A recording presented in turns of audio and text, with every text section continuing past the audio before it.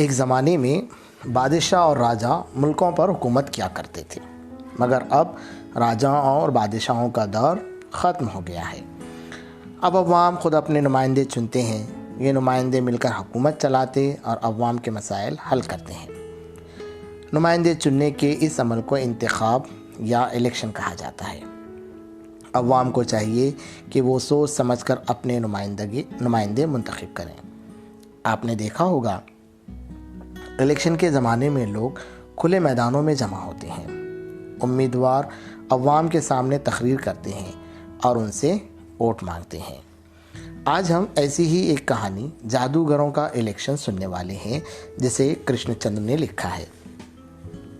آپ سن رہے ہیں اردو ادب پوڈ کاسٹ اور میں ہوں خواجہ معین الدین۔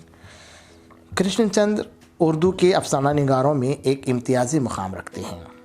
وہ 23 نومبر 1914 کو وزیر آباد پاکستان میں پیدا ہوئے۔ ان کی ابتدائی تعلیم پونچھ، کشمیر میں ہوئی۔ 1934 میں انہوں نے پنجاب یونیورسٹی سے انگریزی میں ایم اے کیا۔ کچھ عرصے تک وہ لاہور کے آل انڈیا ریڈیو میں خدمات انجام دیتے رہے۔ 1969 میں انہیں پدم بھوشن کا اعزاز ملا۔ کرشن چندر نے ناول، ڈرامے، مضامین اور افسانے سبھی کچھ لکھا، لیکن وہ بنیادی طور پر افسانہ نگار تھے۔ شکست، ہم وحشی ہیں، ہوائی قلعے، ایک گدھے کی سرگزشت اور الٹا درخت وغیرہ ان کی مشہور کتابوں کے نام ہیں۔ ان کا انتقال 8 مارچ 1977 کو ممبئی میں ہوا۔ ذیل کا سبق کرشن چندر کے ناول الٹا درخت سے لیا گیا ہے، جس میں جادوگروں کو عوام سے ووٹ مانگتے ہوئے دکھایا گیا ہے۔ تو آئیے سنتے ہیں جادوگروں کا الیکشن کرشن چندر کے ذریعے لکھا ہوا۔ سامنے بہت سے لوگ رنگ برنگی جھنڈیاں ہلاتے ہوئے جا رہے تھے۔ یوسف، موہن اور شہزادی بھی ان لوگوں کے پیچھے پیچھے چلنے لگے۔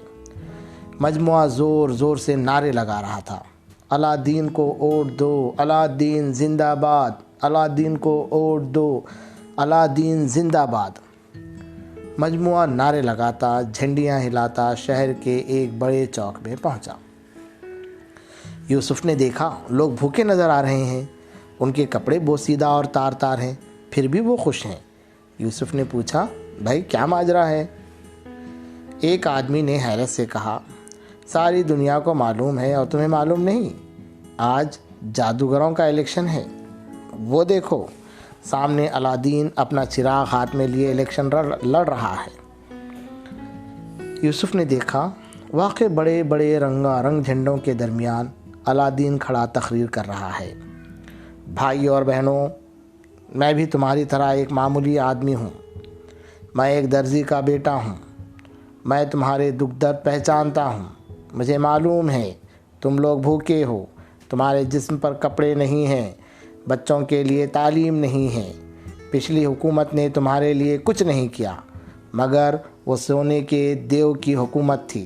میں اپنے جادو کے چراغ کی مدد سے تمہارے لیے ہر طرح کے عیش کا سامان مہیا کروں گا۔ دیکھو میرے جادو کے چراغ کے کرشمے۔ یہ کہہ کر الادین نے چراغ کو اپنے ہتھیلی سے رگڑا۔ فوراً ایک جن ہوا میں اڑتا ہوا نظر آیا اور کہنے لگا، الادین کیا حکم ہے؟ الادین نے کہا، میں شہر کے بے گھر لوگوں کے لیے عالی شان محل بنانا چاہتا ہوں۔ ذرا ایک محل تو لا کے دکھاؤ۔ جن غائب ہو گیا۔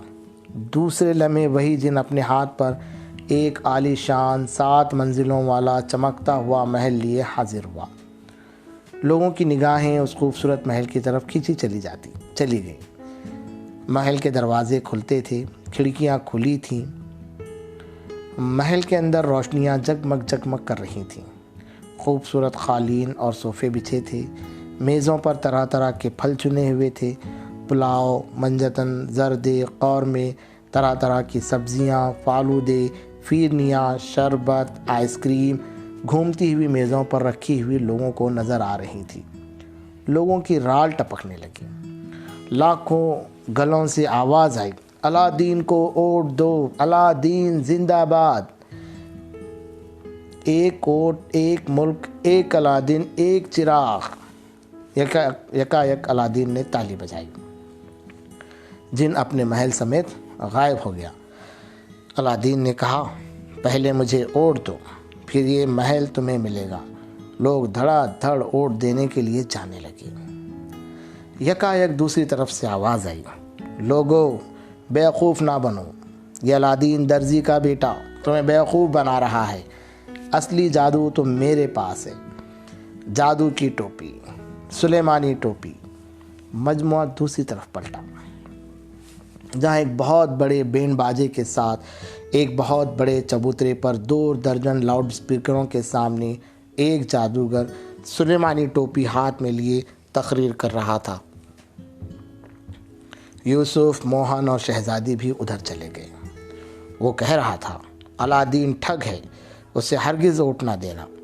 علادین کا چراغ پرانا ہو چکا ہے، اس کا جن بھی بڈھا ہو چکا ہے، اتنے دنوں میں وہ تمہارے لیے کچھ نہیں کر سکا، اب کیا کرے گا؟ اب کہ تم مجھے اوٹ دو، کیونکہ میرے پاس سلیمانی ٹوپی ہے۔ موہن نے کہا اس ٹوپی میں کیا خاص بات ہے؟ مجھے تو سیدھی سادھی سفید رنگ کی ٹوپی دکھائی دیتی ہے۔ جادوگر نے موہن کی بات سن لی۔ وہ وہیں چبوترے سے چلا کر بولا، یہ کوئی معمولی ٹوپی نہیں ہے، اسے پہن کر آدمی یوں غائب ہو جاتا ہے جیسے گدھے کے سر سے سینگ۔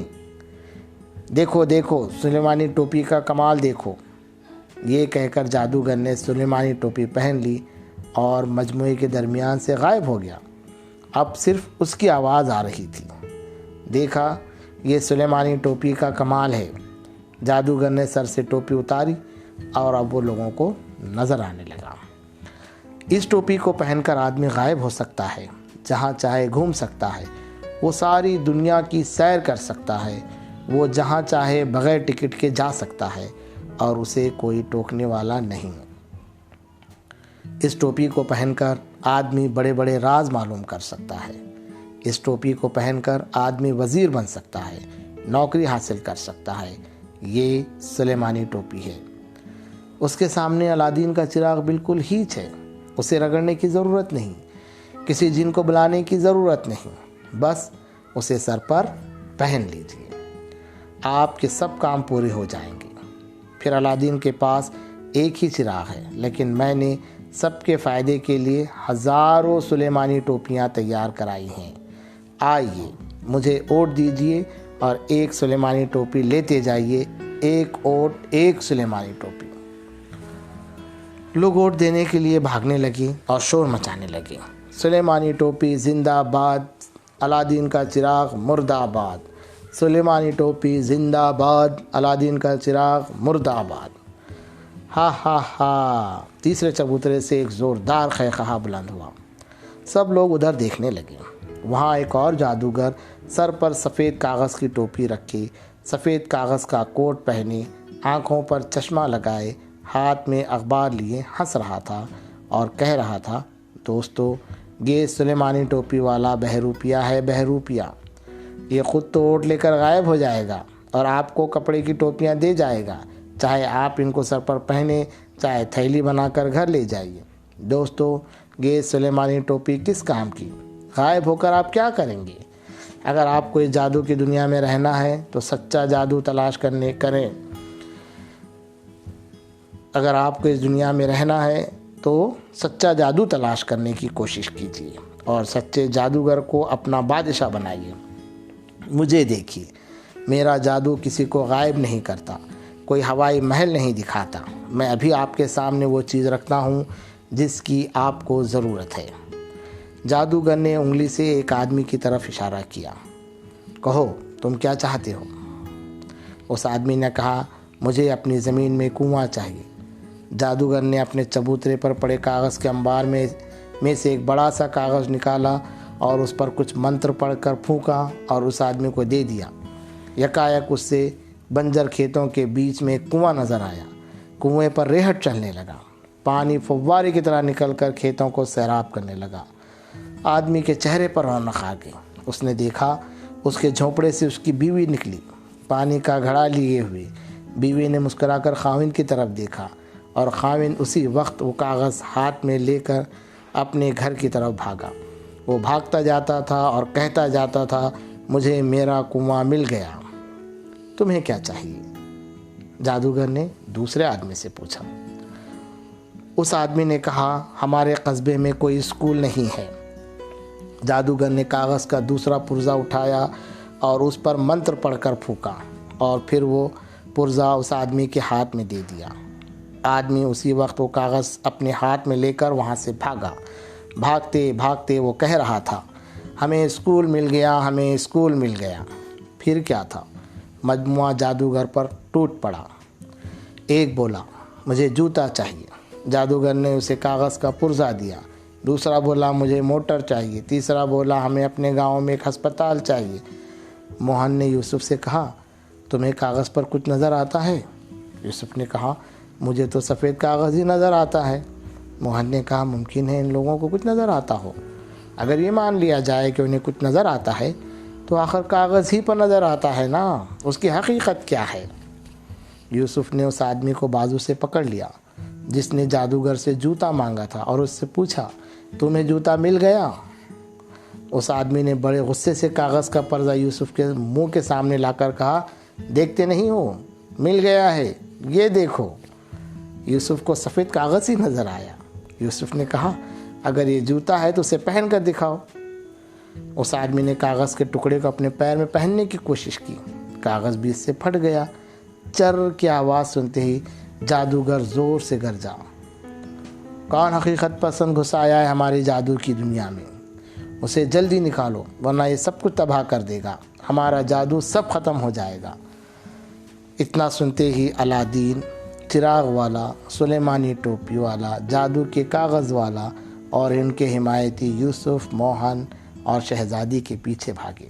وہ تو خیر ہوئی کہ یوسف نے بڑی چالاکی سے کام لیا۔